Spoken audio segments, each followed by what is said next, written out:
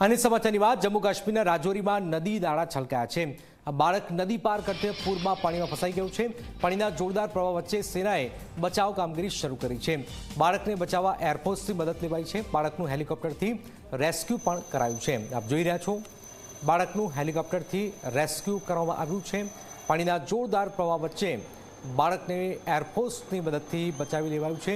હેલિકોપ્ટરનો આ રેસ્ક્યુ આપ જોઈ રહ્યા છો।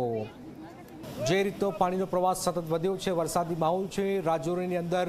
આપ જોઈ રહ્યા છો, બાળક નદી પાર પૂરના પાણીમાં ફસાઈ ગયો અને પાણીના જોરદાર પ્રવાહ વચ્ચે સેનાએ બચાવ કામગીરી હાથ ધરી અને ત્યાર પછી હેલિકોપ્ટરથી રેસ્ક્યુ પણ કરાયું છે।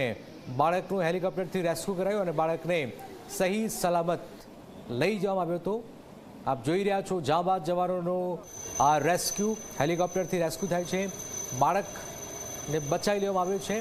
જમ્મુ કાશ્મીરના રાજૌરીમાં નદી નાળા છલકાયા છે અને એના જ કારણે આ સ્થિતિનું નિર્માણ પણ થયું છે। હાલાકી બાળકને બચાવી પણ લેવાયું છે।